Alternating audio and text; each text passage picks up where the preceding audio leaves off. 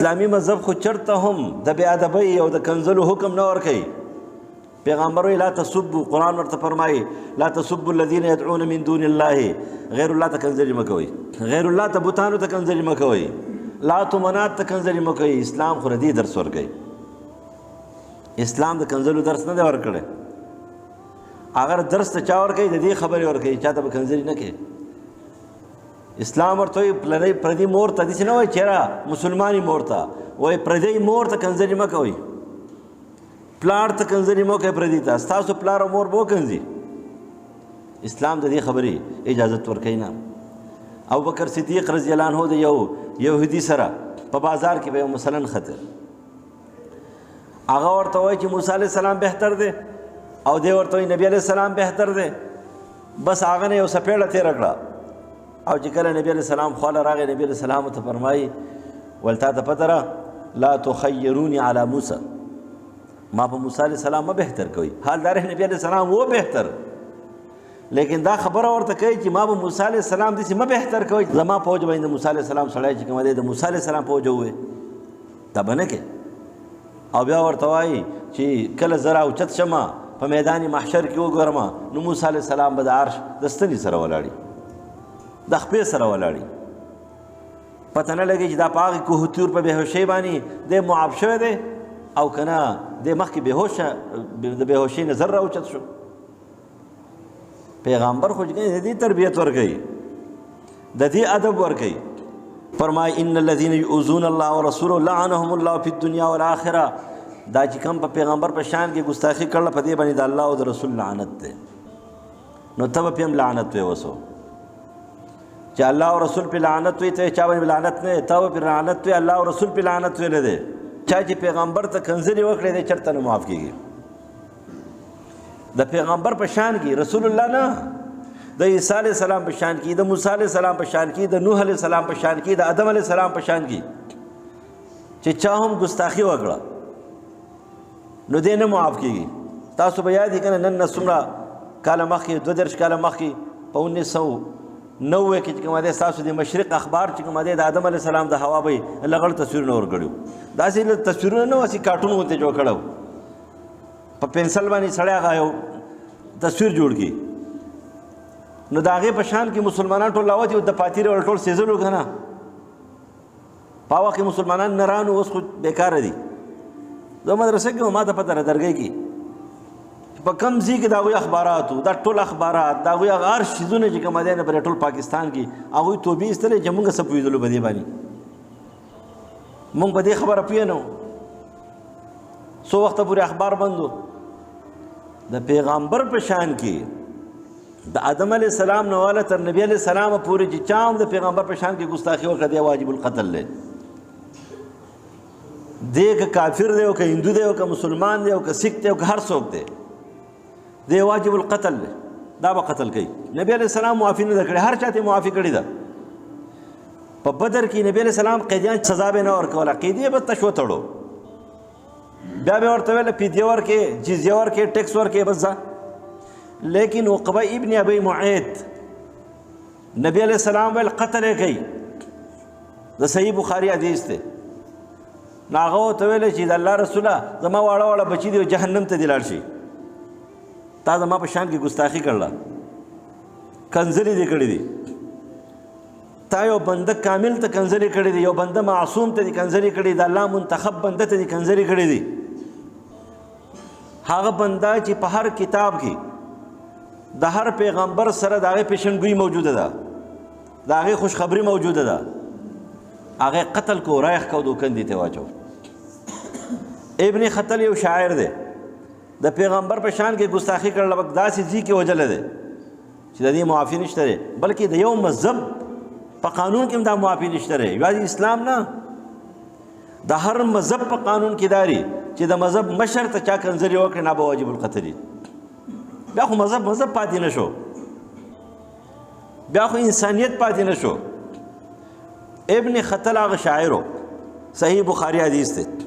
چې کله نبی علیہ السلام په شان کې ګستاخ اشعار ویلو، یو طرف ته د ابو جهل زوی د عکرمه نومې دی، یو طرف ته ابو جهل دی او بل طرف ته چې دی نو سره ابن خطل دی. نبی علیہ السلام ابو جهل په جنگ بدر کې عقبه ابن ابي معيط ژوندی نیولی دی او مړی کو، لیکن د ابو جهل په باره کې چې خبیث مشرک دی، د رسول الله په شان کې بېشماره سازشونه جوړ کړي دي د قتل او د هر شي، خو نبی علیہ السلام ته مخامخ برای راست کنځلې نه دي کړي، مخامخ د نبی علیہ السلام په شان کې توهین امیز خبرې نه دي کړي. او په بعض ځایونو کې چې د سب ټکې راغلی دی نو هغه علما نقل کوي ابن حجر چې هسې تیزې خبرې دی یو بل سره کړي دي او د پیغمبر هم کړي دي. لیکن په بدر کې چې کله هغه وغورځېدو نو نبی علیہ السلام عبدالله بن مسعود ته لاړ شه هغه تره ته دې ووایه که اسلام قبلوي خیر دی که زخمي پروت دی اسلام دې قبول دی. ولې ورته ویله؟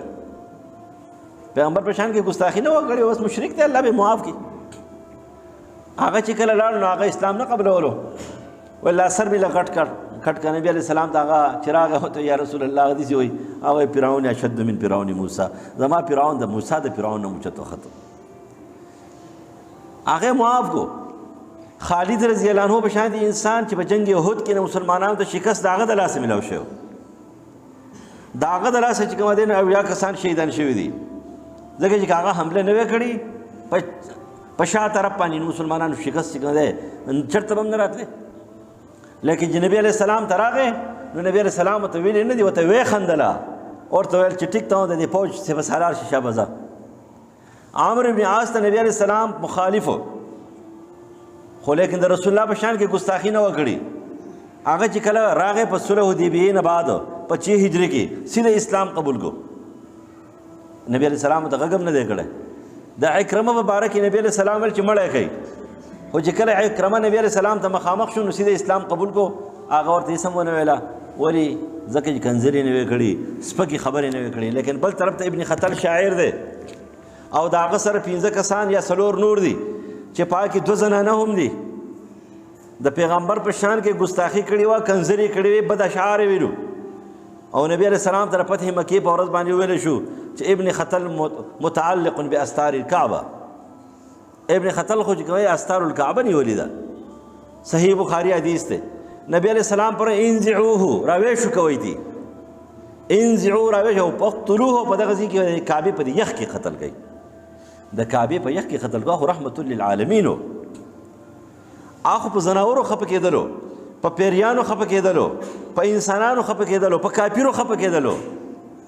لیکن ولې ویلا؟ ځکه چې دا قابل معافي شی نه دی، دا الله او د رسول په نظر کې دا قابل معاف نه دی. د دې وجه نبی علیہ السلام د هغې حکم ورکړی دی. دا حدیث ته شفا قاضي عیاض نقل کوي 36 صفحه جلد نمبر 2 باندې. علي رضی الله عنه فرمایي چې چا پیغمبر ته کنځلې وکړې دی واجب القتل دی، او چې چا صحابو ته کنځلې وکړې نو دا واجب الضرب دی، ښې ووهئ او ښې وټکوئ. دغه رنګې کعب بن اشرف دا هغه انسان د پیغمبر په شان کې به همیشه اشعار ویله، سپک سپک ګستاخ الفاظ به ویله. نبی علیہ السلام یو ځل د صحابو په محفل کې ناست دی، ویې فرمایل چې یاره څوک دی چې من لکعب اشرف فانه یؤذي الله ورسوله، د کعب د اشرف نه به څوک نجات راکړي، الله او رسول ته چې کوم دی نو ضرر ورسو. ډېر تکلیف یې ما ته راوړ، همیشه کنځلې کوي. نو محمد بن مسلمه رضی الله عنه لاړو، هغې څه کو قتل کو، یعنې زه به یې قتل کړم. سره یې چې کوم دی ترې کټ کو او رایې وړو، وایي دا کعب د اشرف دی. یعنې ولې څه چلی کړی و؟ داسې خو ډېر مشرکان او کافران وو، ډېرې خبرې به یې کولې، ډېرې خبرې کولې، مخالفتونه به یې کول، بغاوتونه به یې کول. لیکن نبی علیہ السلام انفرادي په هغې به څوک نه دی لګلی.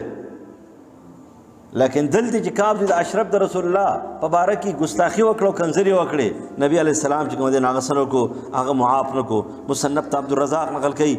ابن ابي شیبه نقل کوي، نبی علیہ السلام په شان کې سړي ګستاخي وکړه، یو عدوي کسو نبی علیہ السلام فرمایل څوک شته چې قتل یې کړي؟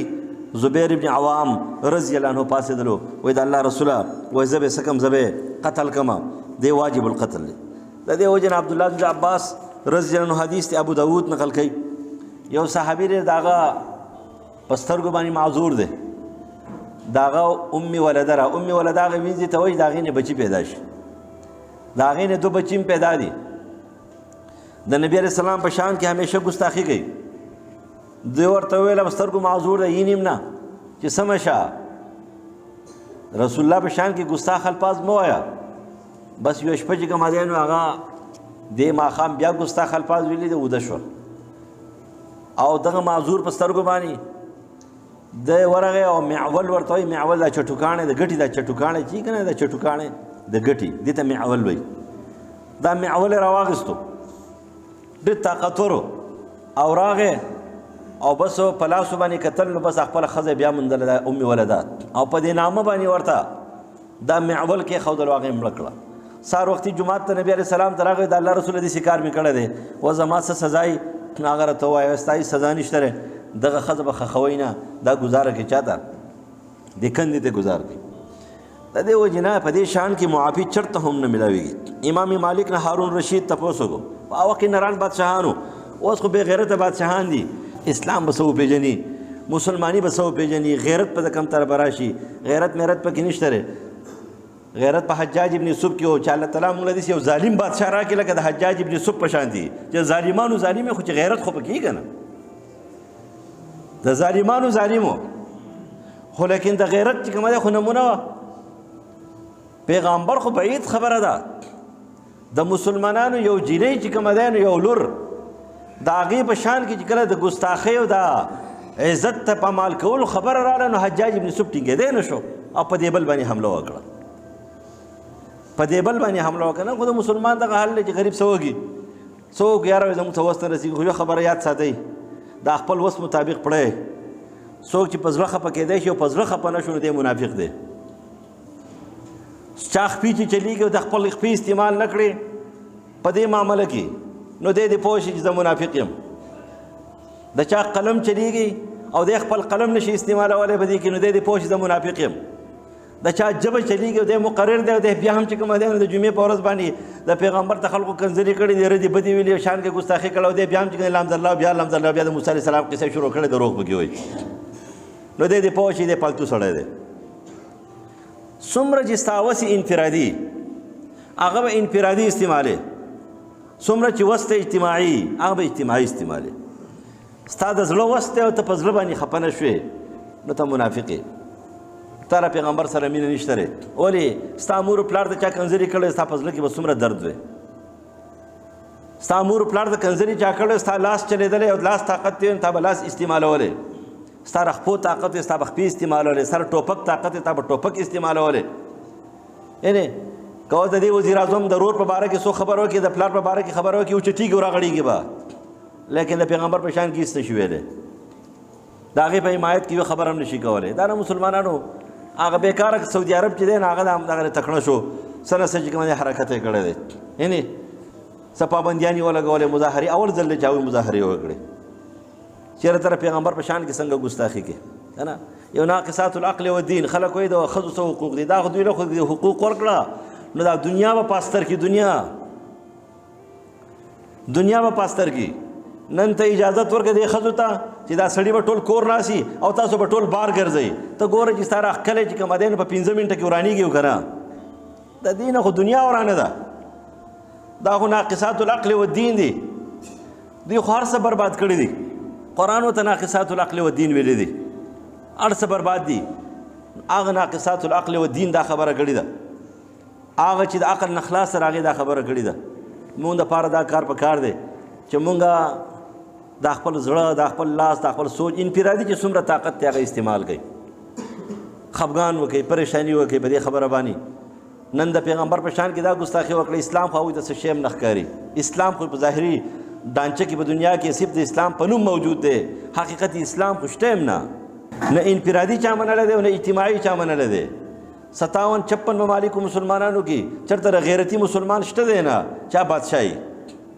غیرتی بادشاہ هم نشته دی چې هغه څه ننګ وکړي هغه راوځي